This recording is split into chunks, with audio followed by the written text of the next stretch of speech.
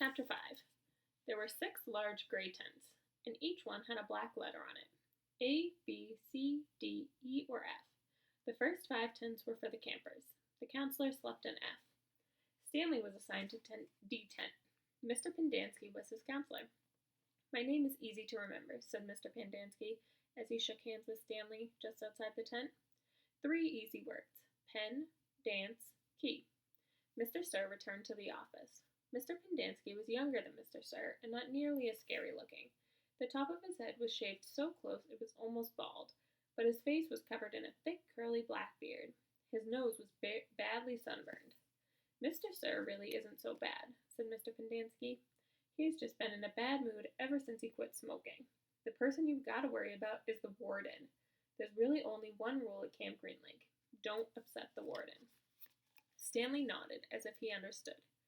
I want you to know, Stanley, that I respect you, Mr. Pendanski said. I understand that you've made some bad mistakes in your life. Otherwise, you wouldn't be here. But everyone makes mistakes. You may have done some bad things, but that doesn't mean you're a bad kid. Stanley nodded. It seemed pointless to try and tell his counselor that he was innocent. He figured that everyone probably said that. He didn't want Mr. Pendanski to think that he had a bad attitude. I'm going to help you turn your life around, said his counselor, but you're going to have to help too. Can I count on your help? Yes, sir, Stanley said. Mr. Pendanski said, good, and patted Stanley on the back. 2 boys, each carrying a shovel, were coming across the compound. Mr. Pendanski called to them. Rex, Alan, I want you to come say hello to Stanley. He is the newest member of our team. The boys glanced wearily at Stanley. They were dripping with sweat, and their faces were so dirty it took Stanley a moment to notice that one kid was white and the other black. What happened to Barf Bag? Asked the black kid. Louis is still in the hospital, said Mr. Pendanski. He won't be returning. He told the boys to come shake Stanley's hand and introduce themselves, like gentlemen. Hi, the white kid grunted. That's Alan, said Mr. Pendanski. My name's not Alan, the boy said. It's Squid, and that's X-Ray. Hey, said X-Ray. He smiled and shook Stanley's hand. He wore glasses, but they were so dirty that Stanley wondered how he could see out of them. Mr. Pendanski told Alan to go to the rec hall and bring the other boys to meet Stanley. Then he led him inside the tent.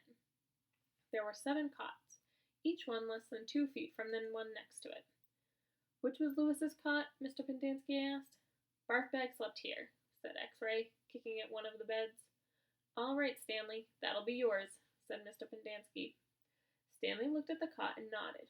He wasn't particularly thrilled about sleeping in the same cot that had been used by somebody named Barf Bag. 7 crates were stacked in 2 piles at one side of the tent. The open end of the crates faced outward.